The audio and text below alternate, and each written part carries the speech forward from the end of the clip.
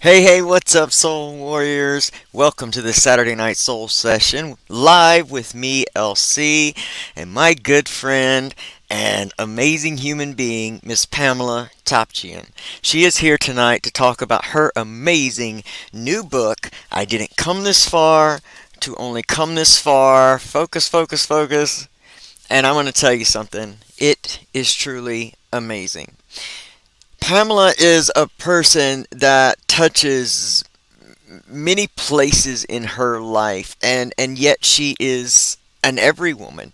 She is a mother. She had, an amazing career in nursing, and she is a divorcee. She was a single parent, teen mom. I mean, there's so much, and right now, she is a just transformed human being who has realized that throughout her life, like most of us do, we compromise some of our own health and happiness because there are some parts of our lives that are okay.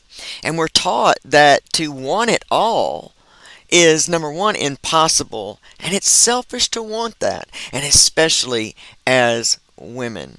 And we are moving to a place in our own energy, in our own evolution, that is letting us know that yes, we can have it all, and that we're all equally as powerful and divine as each other. And so I am so excited to be here and share Pamela's story with you. Pamela's, unegoic advice. Pamela gives advice from her heart, like, as your best friend. And she doesn't even realize often that she's giving advice. That's what's so pure about Pamela, and I cannot wait to share this episode with all of you. So let me do a little bit of housekeeping, and then we're going to get right into it. And I want to ask you this one question. Okay? Are you a recovery warrior? Have you downloaded your Sober app yet? Because this is the equipment for all recovery warriors in the world, whether you've got 30 minutes, 30 days, or 30 years in recovery. The Sober app is the most amazing thing to hit the recovery community ever. Because it surrounds you with everything necessary and needed in your life to create a life you love. Not only is it just about sober tracking or, even recovery stuff, it's about health, fitness, mind, body, spirit, the Holy Trinity. There it is. And you can surround yourself with the kind of support, family, and community that will help you get to the places that you're not even aware yet that you are able and want to go. So make sure you go right there to your Apple App Store, your Google Play Store, or if you're on desktop or laptop, then make sure that you go to thesober.passion.io, and I have it here somewhere. Also, follow them on Instagram, and you can find everything you need to know about how to download and get the Sober app today. And let me tell you, don't let price points stand in your way.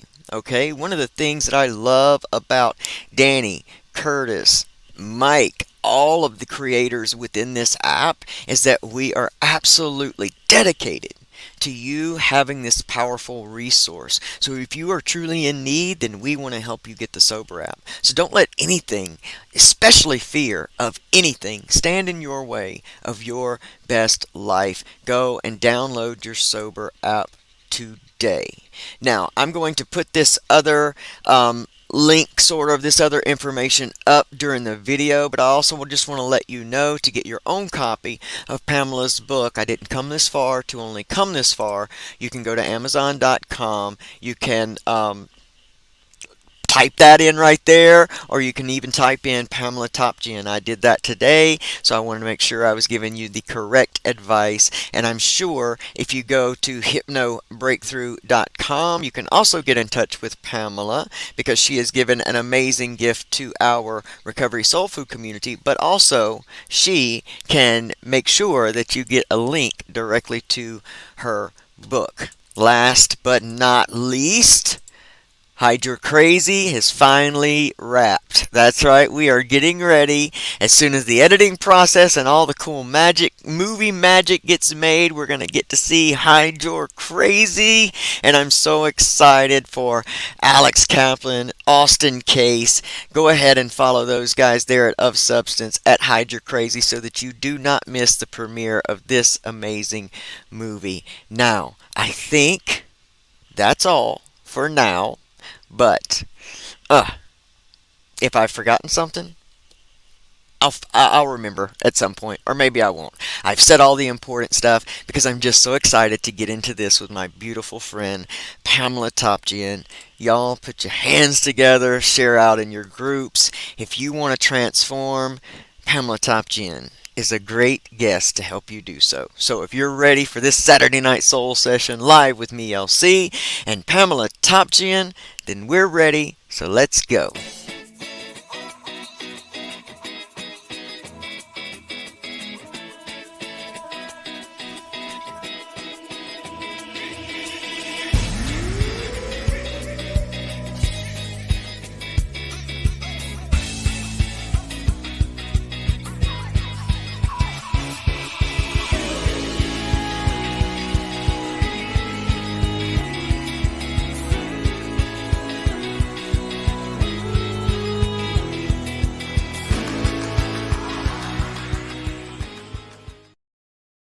Pamela, welcome to the Recovery Soul Food. I'm so excited to have you here.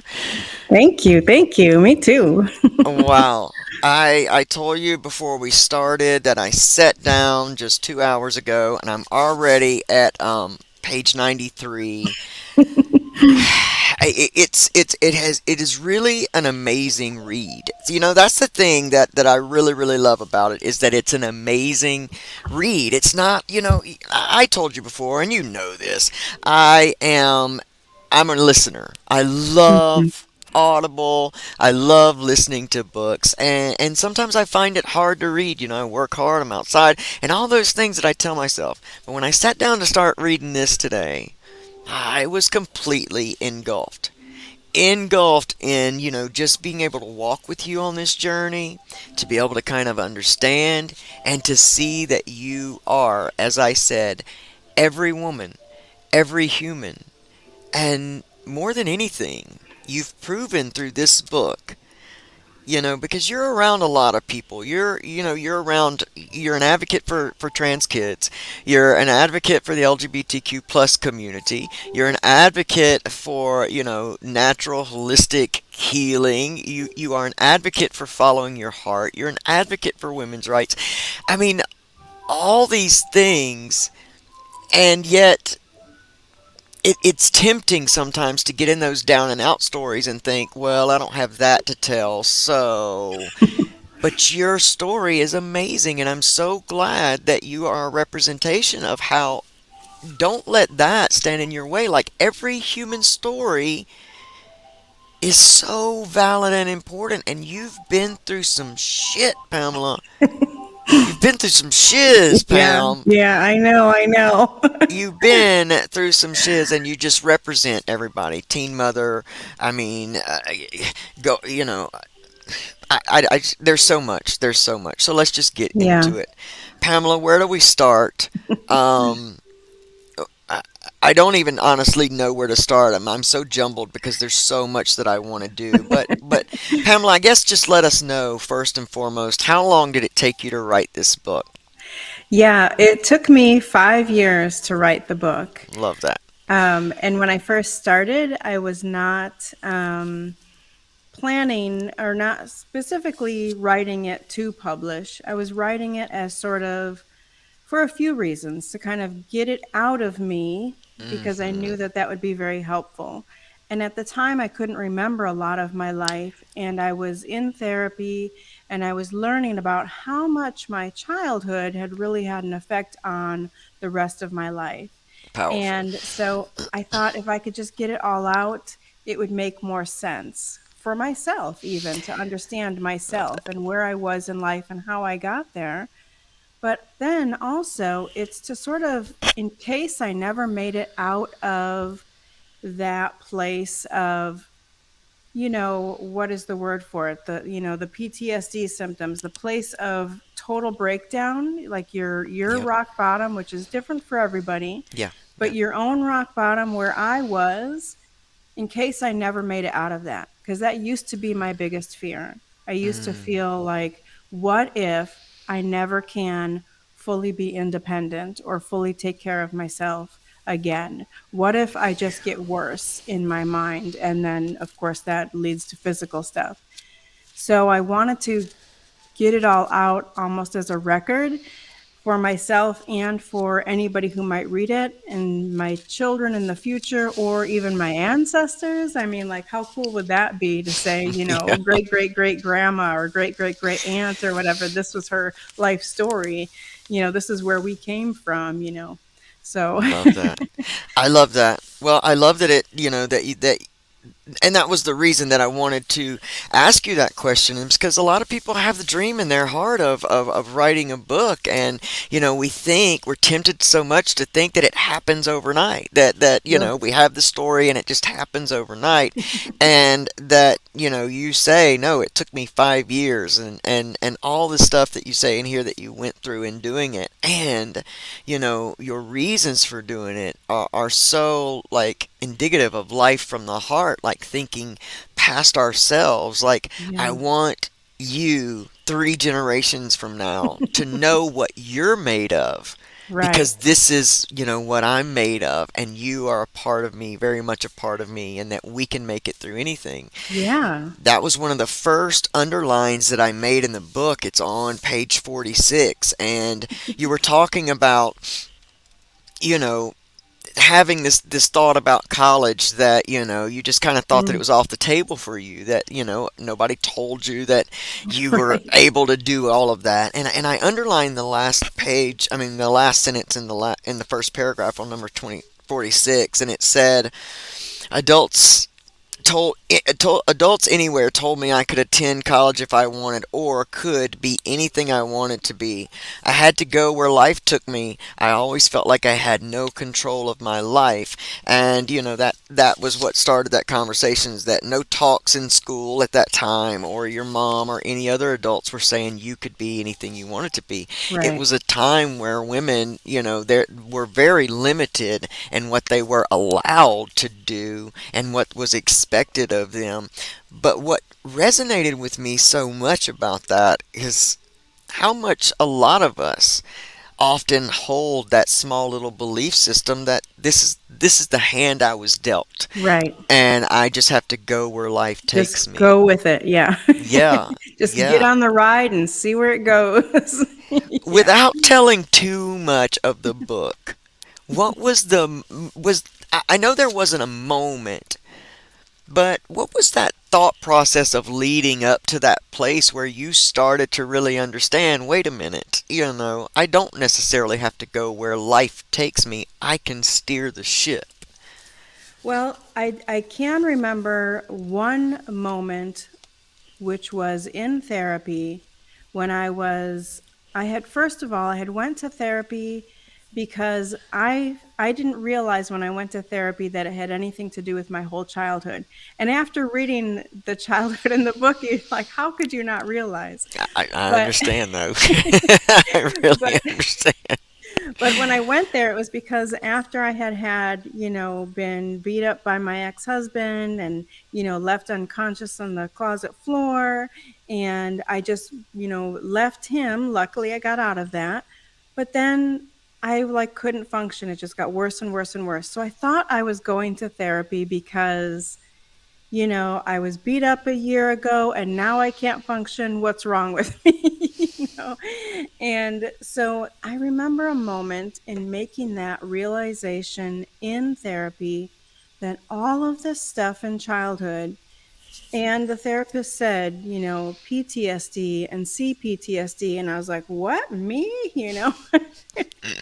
and uh and that's when it kind of struck me that, oh my gosh, I can see a reason for all of this. And once you can kind of see a reason and it kind of makes sense, and you can kind of look at it from an outside perspective almost, then you feel a little more in control. And it's just such an amazing feeling to just It feel is. like, oh, that makes sense now, Yeah. and it took a lot longer. It took much more therapy after that and much more time, but it was like all of a sudden you can see a little bit of a light at the end of that tunnel, or the little bit of that sun peeking through, Yeah.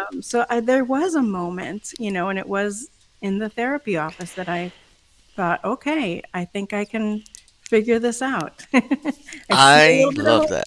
I love that because what is the start of any freeing part of one's life or any kind of awakening process to who we are is a spark of hope. And it's Yeah. it's basically the same in recovery as you think. You're Hmm. tempted to think, oh, if I put the drugs down, because that's what everyone outside of you says, if you'll just stop all the using, Yeah. you'll be fine. And we get that in our head too. And then people, that's where a lot of relapses come in, especially at Yeah. year one, and then even back at year five, because generally between those times, in year one, you've put the drugs down, you've had a little bit of success, but you haven't really necessarily changed much within you.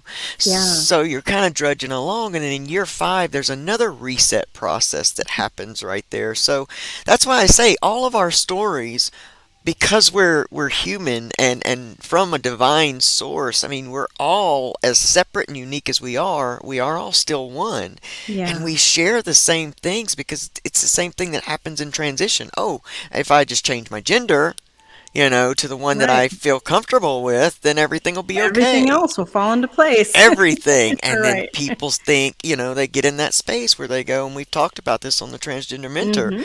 where they regret transitioning because it didn't Yeah. do what they believed it was going to do. And that spark of hope that you're talking about, I know it myself very Mhm. well when you start making, sense of things and Yeah. connecting the dots. And doesn't it take a bit of the shame off of you when you start realizing how much that early stuff affects still? Yeah, because you feel a little bit like it wasn't it wasn't all my fault, and it's not necessarily putting blame on others, but it's just Right. saying it's a culmination of all this stuff, from all angles and all ages and all these years. It's just, cumulative, and it's built up and it's built up.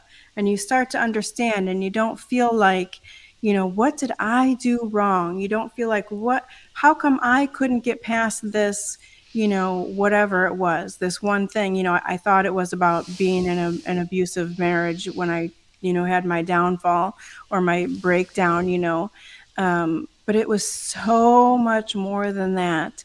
And when that takes a little bit of the shame away from it. It doesn't mean that, I have no shame. There's Right. certain Right. things in my life that I wish I had done differently still. But for the most part, I feel like, once you can understand why things happen the way they did, regardless of there's a quote, I believe it's Maya Angelou, that says, once you know better, you do better. Yes, yes, So, yes. I didn't know better, and it's understandable why I didn't know better with some of Right. that stuff. Yeah. So, it kind of comes into, you have to look at it from the outside kind of to get rid of that shame, to get rid of any kind of regret, to say, well, of course you didn't know better. Of course, you didn't have this or that, or, you reading through the book, it's like, it just makes sense that I ended up where I did. Right, And right. it's just, to me, it's still amazing that I'm where I am now. It's still amazing to me now that I am where I am right now and still growing. It just is really just amazing to me. It really is, and I love your energy always, and that's why I have the honor of feeling a very close friendship with you is because of that energy, and because when I look at your life and I get to see all the things, it really gives me the hope to continue, Yeah, because it yeah. gives me the hope to just keep going, to fight those little, things in my mind that will tell me Mhm. these things, all of these things that you've done too much, or you've been through too much, or nobody, you know and I know that you have wrestled with some of those thoughts, not exactly the same, but some of them. And so we've gotten a chance to talk about that. And what you're saying about the shame is when we do find out that it is not a moral failing Right. that we are depressed, or we find ourselves self medicating through addiction, or even self harming. Many of the things we do to try to release internal pain and shame, the moment that that really clicks, that we kind of go, oh, aha, wait a second. I'm not just a complete screw up. I'm not just completely damaged Right. goods, that I can't experience this. You know, I want to talk to you real quick, and it goes back to the book too. But because of a comment that I read here with Andre Litton, it's right here on this in the same kind of subject. Tell me, how long did it take before you started a positive, like, change in your life awakening process? Did it really take for you to begin to start putting all of that into practice and living a life from the heart?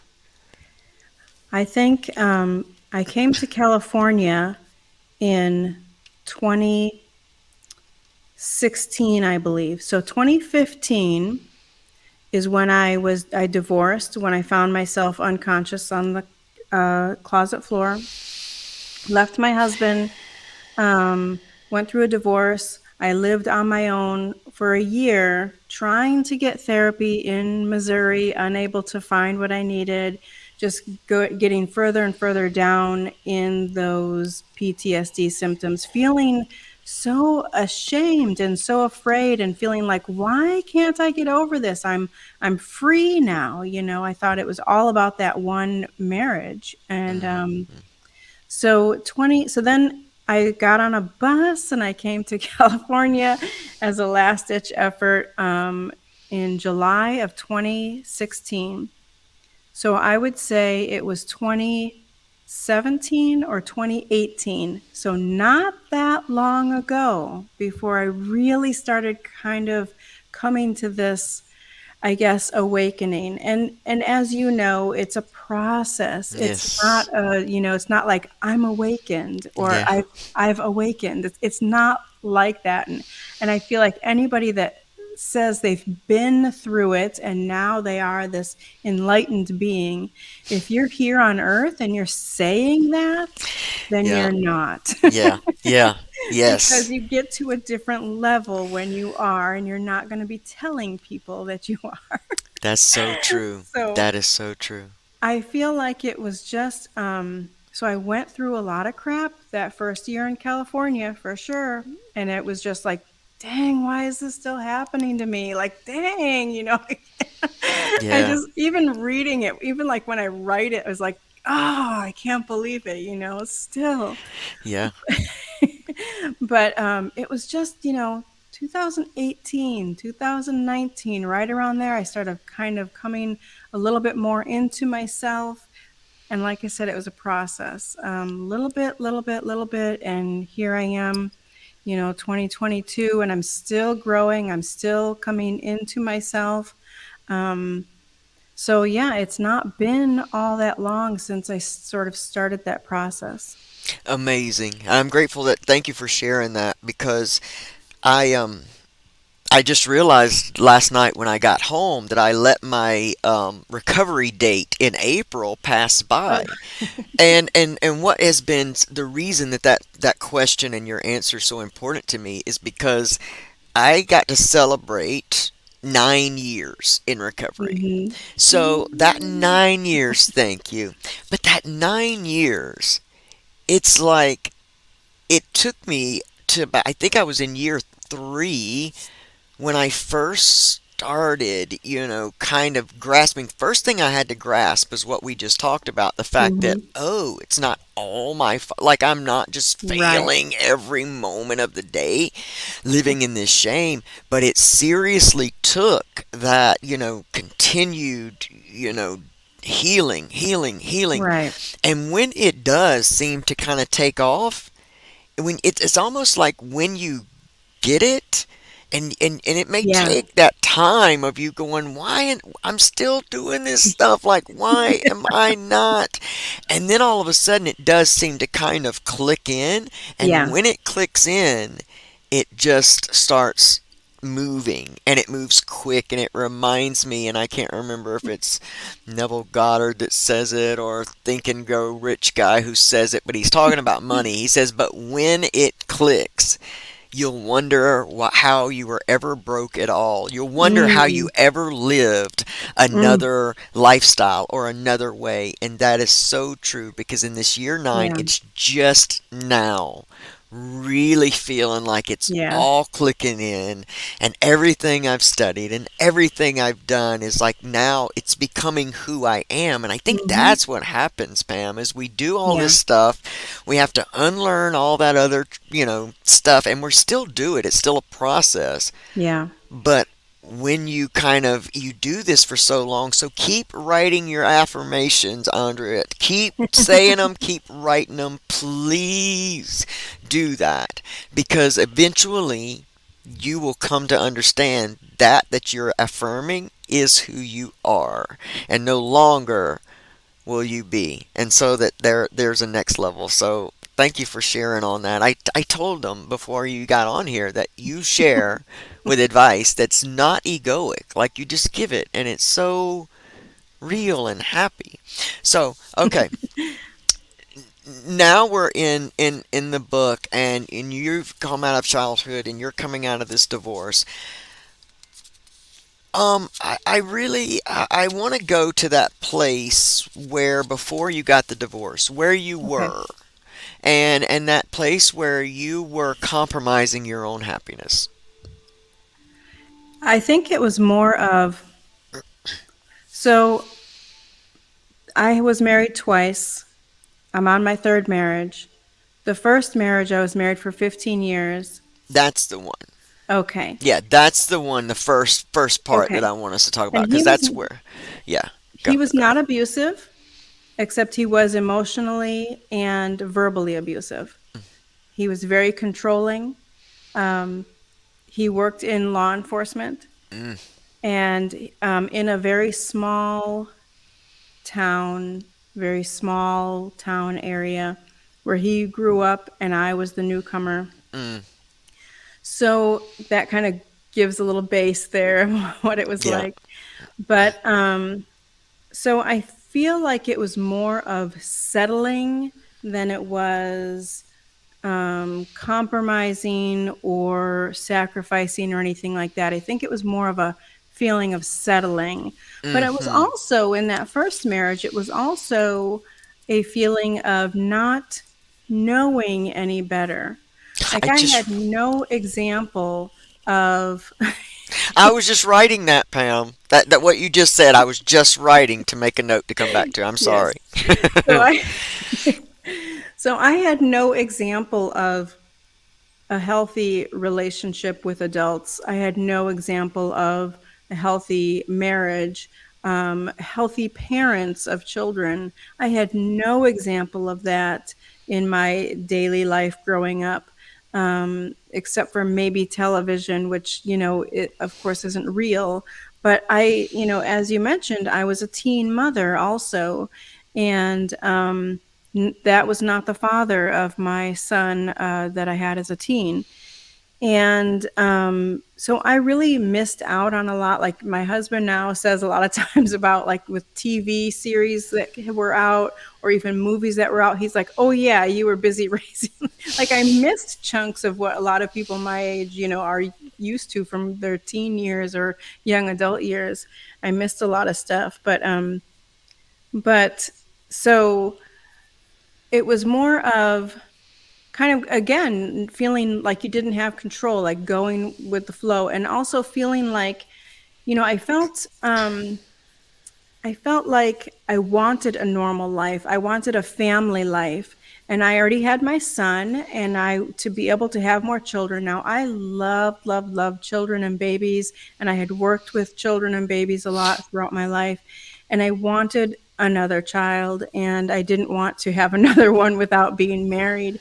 So I felt like I was being smart about it, and I kind of married him because I was, in my early 20s at this time, and he was one of the first young men that I dated that had a real job, Mm-hmm. and was independent, didn't live with a bunch of other guys. Yeah. And so I kind of felt like, I was being smart about it to be able to have this family. And I also didn't realize at the time until much, much later that I was also trying to heal my own inner child with having some sort of normalcy for my children, Mm. but in the mother role rather than the child role. Um, so that that's part of why I stayed so long, I think. But also, I didn't know, like, I went to nursing school a little later in life, even, and that was my sort of ticket out because I was a high school dropout when I was pregnant with my son. And I did go on to get the GED, and I did go on to hairdressing school, which seems like, man, that was another person, a whole nother life, right? Can't even imagine some of the stuff is like, who was It's that, awesome. But I did this other stuff to kind of, you know, be able to have be a little bit of an adult, and have something. And so then getting married and staying, having another child and then going to nursing school was kind of like, ah, this is going to bring me somewhere else. It was like the beginning of looking for something for me, the Mm. beginning of looking for something for my own sort of advancement in life, my own sort of independence, to the kind of the first thing that was like, this is for me. Mm. Mm. So I don't know what the question exactly No, no, was. no. You Yeah. answered the question perfectly because Okay. I think that, I think a lot of us do those things when we don't necessarily have this example, Yeah. growing up, that close example of that people can be healthy. It's like we have this society's, um, I don't want to use such a harsh word like programming, but we have this idea Hmm. that people are to complete us, like when we get Mm. in these partnerships, like, I'm a half person looking for another half person, and then we come Yeah. together and now they say you're a whole person, and we Hmm. don't have that example of, no, that doesn't generally end in success. Right. A successful marriage, you may have perseverance and can stick it through, but majority of the times that doesn't make for a healthy relationship, No. and that it's okay for us to become two healthy people coming Yeah. together to share a life and experiences. And that's what I appreciate about with you talking about that, because there were so many things, you didn't even know that, you had the opportunity to be happy. You weren't necessarily aware, from what I've kind of read in the book at first, that that all of what he was with the criticizing and the inconsistencies and the change in his mind all the time, to me it sounds like you were with married to a narcissist, Yeah. in a lot of ways, with at least those tendencies. And so it wasn't until like later that you learned that that was gaslighting, Yeah. that you were just in this place and unable to realize that. And I think that unfortunately, as much as we all go through it, a lot more females tend to go through this than maybe even they realize that, it doesn't have to be this way. So once again, I commend you for doing that for yourself and being willing to take the steps, because I read a lot of taking steps in Hmm. your life towards your ultimate goal, basically, which I think too was born in childhood of I've got this child. This is what I'm going to make sure is Hmm. not the case for him. And I think a lot of people. I think my mom kind of did the same thing, but she did it way different. And I commend. It seemed like you had this healthy nature about you from the start, from wanting, even from your first teen pregnancy, you Hmm. know, noticing what you didn't want to happen the Yeah. next time and beginning to plan. And so, like I said to people in the beginning, that's definitely not the end of your story. It is like just the beginning of you then getting to a place. Now you're in nursing, you get to a place where that's no longer.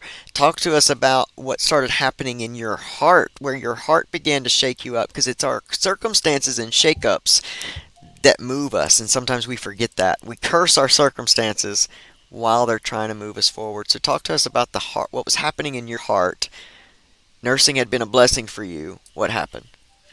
Well, I realized pretty quickly that nursing was not really what it was all cracked up to be. And I felt, so, nurses are some strong people, I'll tell you. Yeah.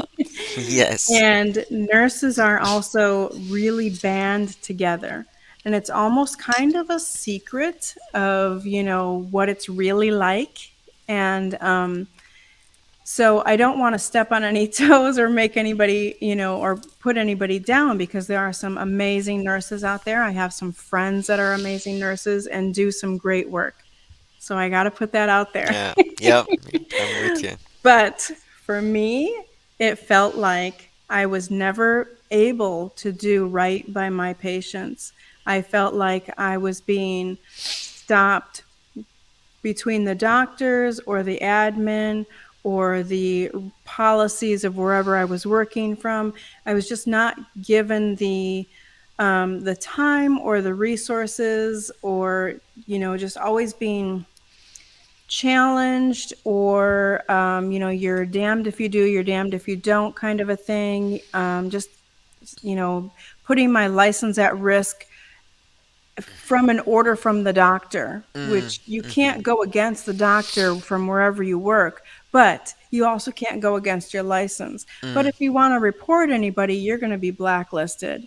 So you Yeah. really got your hands tied, and you know that the patient isn't, it's at the detriment of the patient to do what everybody wants you to do.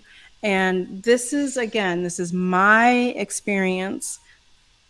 Not every hospital, not every facility is like this. Not Mm. every agency is like this, for sure. There's some good ones out there, probably. I'm sure. Yeah. But again, my experience was, I just was being brought down further and further. And as you said, and I think I say it in my book, it's soul sucking. It was really just breaking my heart, as you said. It was just eating me up. I just felt like I was doing more harm than good. I never felt when I left that I had done the best I could. Mm. I always felt defeated, and that somebody that should have gotten better care was not able to, and that I wasn't able to stand up for them. Mm. Um, and it was too much to take. And I want to say something to the person that was talking about affirmations. Now, this last, like the last job that I had before I had quit nursing altogether, I was already, knew I was on the track to be a hypnotherapist.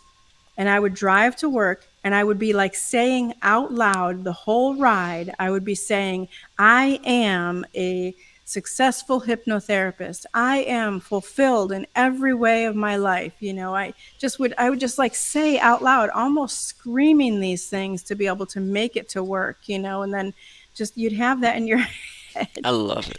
And I mean, just like, I know that I'm getting there. I know that I'm getting there. And it was just, I am, all these things that I wanted for my life.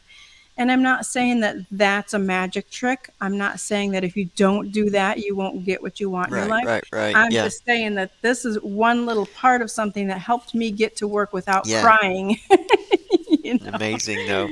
So, Well, it's an amazing practice because at all times, and you and I've talked about this many times, if we actually started becoming aware in our life of how many times throughout the day we say the words I am, and then yeah, become aware of what what's strings after along that? after it, and then really look at our lives and realize that we are already affirming. Every time, and this is in ways similar, but every time I was sitting somewhere and I would say my name is this and I'm an addict, Mm, I just felt completely constricted within myself, and I was not even unaware of what an affirmation was. right, But I knew that this could not be all there was to me. And right, if it was, it held no hope for me whatsoever. And again, that was my experience. right. But when I began to start a process of learning that I did have creative power over my life and that I could stand up from where I was. That's why I always use that key phrase, get up from your give up, Mm-hmm. because I had to realize that, it's almost like when you think you're drowning and somebody says, just stand up. Mm-hmm. And you stand up and you think, oh, it's only 4 foot. It's Like, only up to here, yeah. right, like what the hell? But we Yeah, you're feel just, like, that way. trying so hard and Yeah, yeah, you and you are, and you're not it's getting anywhere because yeah, all of that movement does right. nothing but, and then anybody, this, I may be going way off here, but I was a lifeguard in college, and if somebody was flailing, we had to push off of them. Now, these people are drowning and Ah, dying, but when they come to you and they are panicking, they will drown both of you. yeah. And we can look around in our Mm. lives and see that when we're in that state, that everyone around us is likely drowning. Oh, yeah. And it's why we have to really stop and take a look at what are we saying? Yeah. What are we already projecting? And And what what are are we we already listening living? to? Yeah, that's Who's right. around us and what are we listening Yes. to? Yeah. Yeah. Yeah, and it's so important. And I guess that's why I just love your story so much, because you are a living example of these practices put into action, and all of that, screaming on the way into work, just saying what it is that you already knew. Our faith is our fortune. Yeah. It means, and faith isn't, you know praying for something external and hoping something external will deliver Right. it. It's different than I wish, I wish, I wish. Yes, It's it's I different than know. that. I Mhm. know, I know, I know, and this is just it. And it Yes. seems like there were a lot of places throughout your story and in the book that you actually had a deeper knowing of Mm. things. Everything and I want to move to this real quick because I think it goes along with this, but like I was telling you before, there is a common theme in everything that I underlined so far in the book. And, you know, it all had to do with this one feeling, this one common theme of do my feelings count or matter? Mm. Should I express them? And I know that you had a traumatic experience, with losing your sister, and I'm not going to keep saying too much. I want y'all to get the book. I mean, you got to get it, because I don't want to say too much, but because of this traumatic thing where you just immediately felt it's not okay, um, to share my feelings, that Yeah. followed you throughout life. And I think even now you'll say that sometimes it still kind of does. Maybe sometimes you Yeah. still have trouble expressing certain things. And you talking here, even in chapter 12, you said something that I underlined: my own self sabotage from not sharing my feelings or speaking up for myself, came from this situation that you were going through with a baby shower that you didn't get, and Mhm. you told yourself, well, it's okay. It's okay, when it really wasn't. Yeah. And that's where That that makes it came sound from. kind of petty, but But you got to read the book, because it yeah. really isn't. It's almost kind of a theme in your life where you did kind of get that. Did kind of get. We'll send you a link for sure, Andrea. Um, Yeah, it's easier to find it if you put my name yeah, in the search bar than let to me try put to it put the name of the book. right. That's what I did today. Yeah. So let me put this up. Put Pamela Top Gin in Mhm. the search bar there, and it'll come up, because I did that all today. So I wanted to Yeah. make sure I knew how to tell you how to get it. But that seems to be kind of like this common theme. When we talk about recovery, we're always talking about our own self sabotage, where, Mhm. like we will get to things, and other than that self sabotage so much, it's that deeper belief system that is involved and adapted from that story that we have now told ourselves that, you know, this is not okay, my feelings don't matter. And I like that you said, well, it sounds kind of petty, but it's always those little things that we say it's too petty that build up, that lead us to this place where Yeah. we're always talking ourselves out of living our dreams. And one of the things that I admire about you so much is you are a woman who embodies living her dreams. Yeah. And that's been evident to me reading this book throughout a lot of your whole life, even before you were Eventually aware. living my dreams. Well, yeah, eventually living your dreams. Finally. But you seem to be following your heart a Yeah. lot, even Oh, before yeah. you knew. Because there's so many times in this book that you said, I knew in my heart. I knew in my heart. I Mm. knew in my heart. There's many of those statements in the book. I just knew it in my heart. Mm. And there was always this thing that when you would know something in your heart so profound, that you would take yourself to a place of standing up for it or making sure that it got done.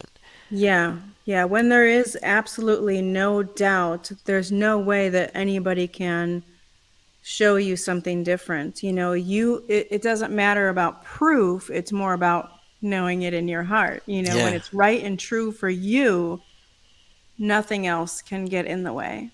yeah, yeah. And that's how recovery has to be. That's Mm. how recovery has to be. It has to be right and true for you, and nothing else can get in Yeah. the way. And it's not to say, like in your story, that people aren't going to try, Right. because every one of those things that you knew in your heart, there were people standing against you, Mm. putting you down, trying to make you feel ridiculed, trying to make you come off of that. And I think that's a valuable lesson for, people everywhere, that our heart is a valuable tool. It's a Yeah. valuable, guidance system that is internally ours. It's divine, and it will guide you through Yeah. so much.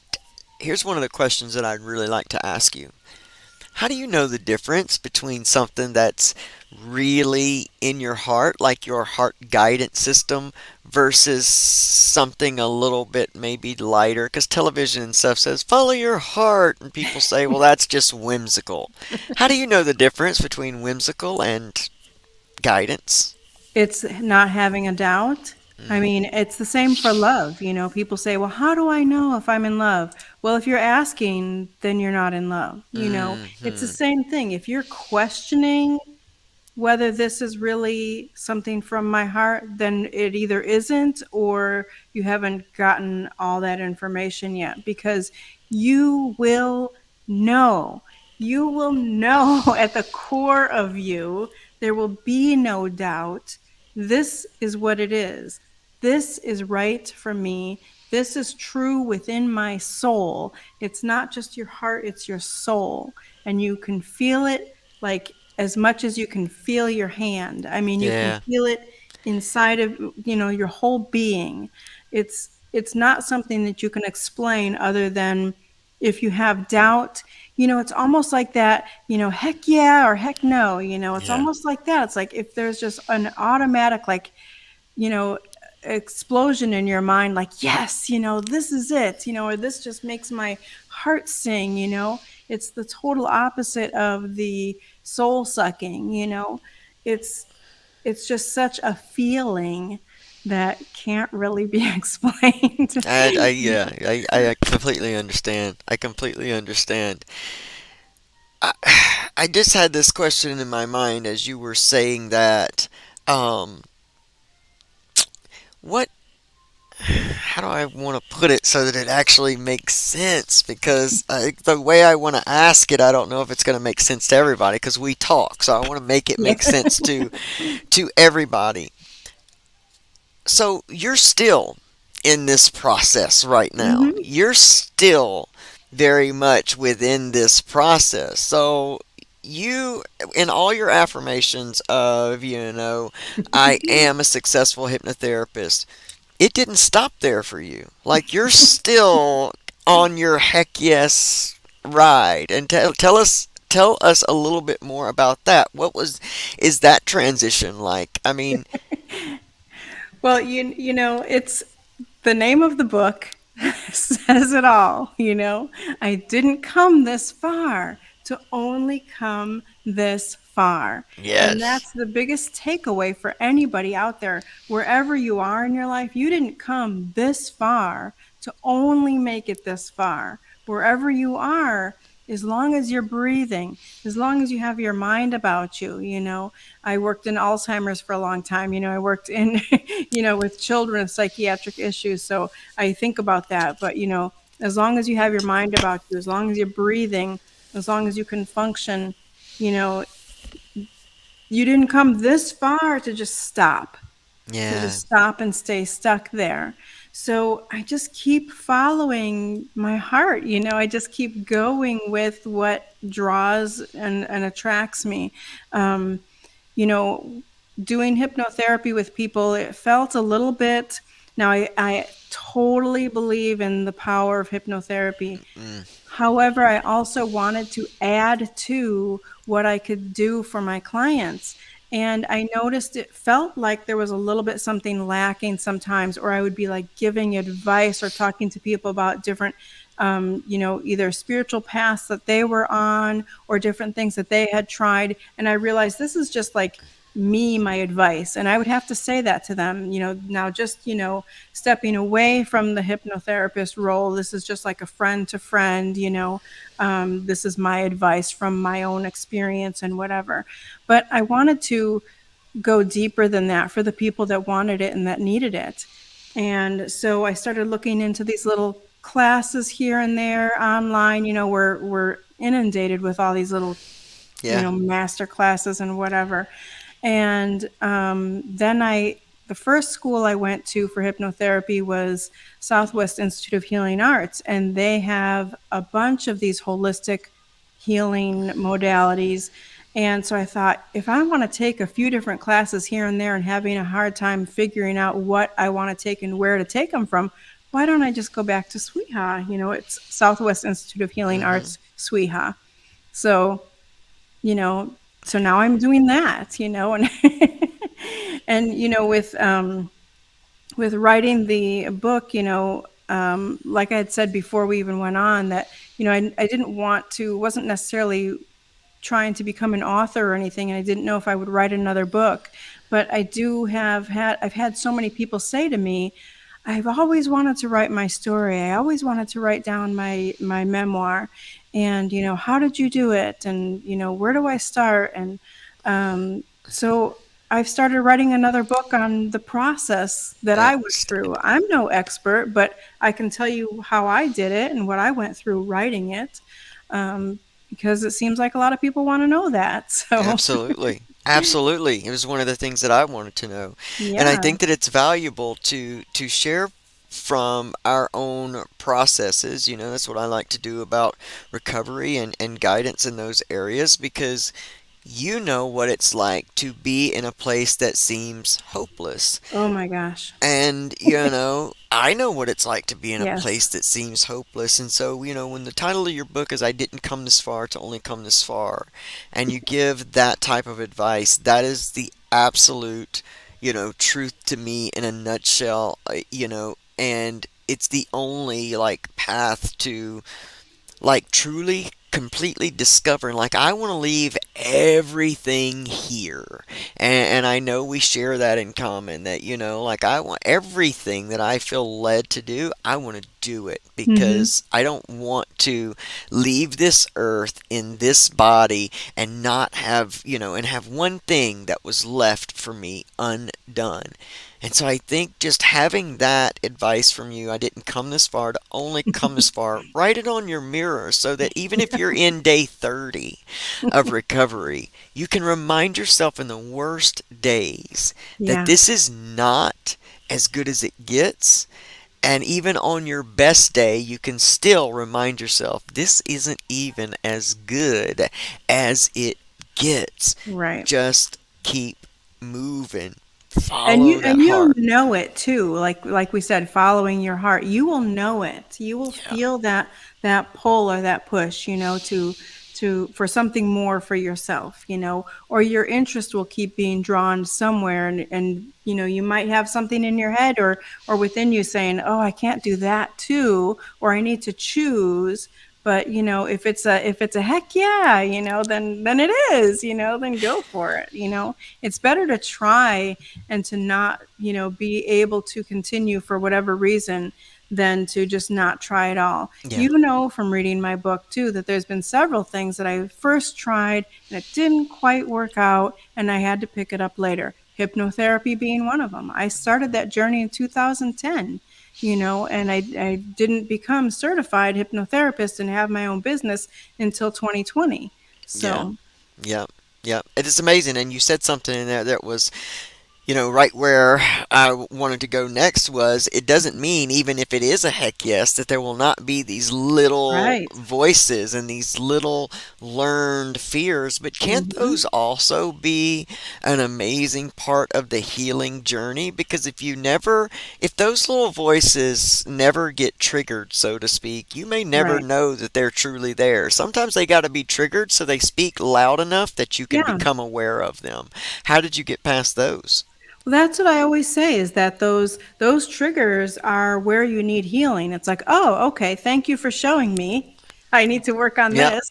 yep, yep. It's your pain is your guru is, something Mm, that, I don't know if I read it somewhere but it's so true. Your pain yes. is your guru. That is where, like, that other saying or whatever it is that, the crack is where the light comes in, Yep, so your pain is helping you to become more enlightened, it's helping you to shed whatever is cracked, filling it in with the gold, like they say, yeah, so whenever something comes up that I'm triggered, I'm usually surprised at this point. I'm like, dang, I thought I worked on that, yeah, you know but we're only human, and like I said in the very beginning, if somebody tells you that they are an enlightened being, that they have been enlightened, that they are awakened, and they're telling you this, then it's not true, because this is going to be our whole lives, you know until the yes, point that you give up, until the point that you say, when we say, I didn't come this far to only come this far, until the point that you say, okay, I've come this far, I'm done.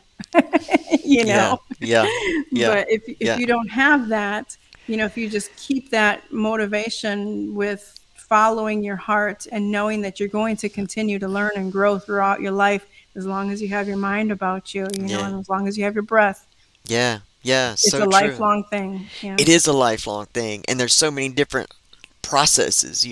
Recovery teaches me so much, gender transition teaches me so much. Reading books like yours teach me so much about the fact that these things are a lot of a process, that there's not a one and done. Right. That we can't just throw money at, an opioid epidemic and do in the same places and expect it to be done. Like Right. this is an ongoing thing, but it's an amazing. Oh, I'm telling you, like the mental health community, the recovery community, like all of these places of people that societally have been in the dark, the trolls under the bridge, so to speak, Mhm. are waking up and saying, we're valuable, we have something to say, and we have something to teach the world. And there is, you know, so much that can be learned from a book like yours, from a story like yours, from a life like yours, from, whomever is out there. And, it is so amazing to sit in the seat and be able to watch women really start to own their divine femininity, their divine Mhm. power as human beings. It is an amazing, beautiful experience to be able to watch that happening, and to just have so many amazing females, in strong females in my life, and sharing Mhm. your stories that are so happening in more lives than we even realize. When Yeah. shame tries to single us out and say we're the only one, and yet here you come, Pamela, and you are every woman, and you're talking about things that women experience every day. All Right. humans do. And for our male listeners and our male watchers, there is absolutely everything is within us. These stories like transfer. If you are have the ability to look at things bigger than gender, things bigger than stereotypes, bigger than norms and society's pressures, and you're able to see the core healing of another human being, then you're gonna get something from this.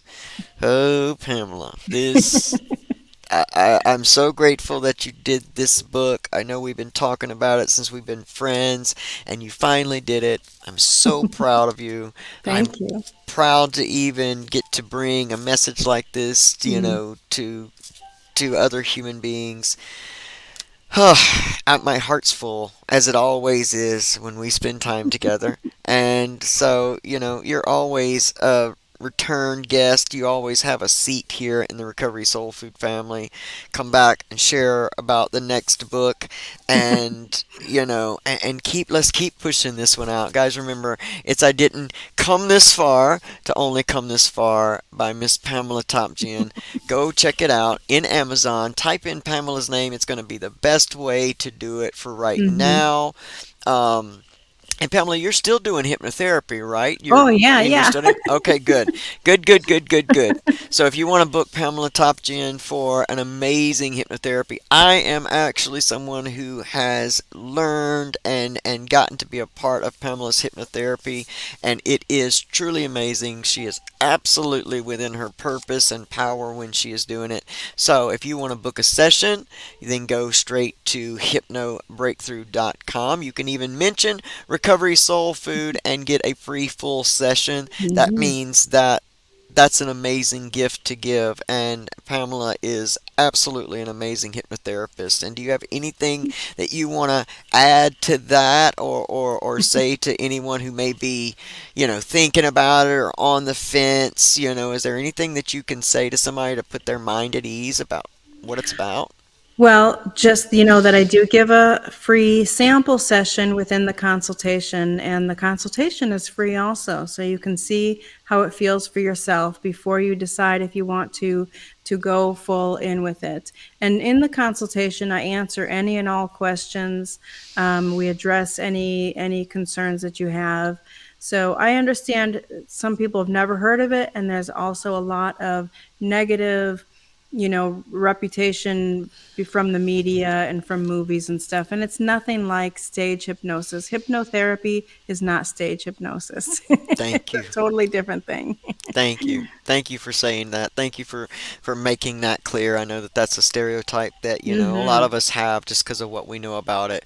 But I know from my healing journey that hypnotherapy is still a very a nightly, in fact, nightly and a morning, in fact, practice for me to this day. It's one of the things that has been really amazing to me, and you are absolutely amazing at it. So y'all make sure Thank that you you. take Pamela up on that amazing gift, that offer, because what do you got to lose? Because Pamela is absolutely the real deal, and you will get so much benefit from it, I promise.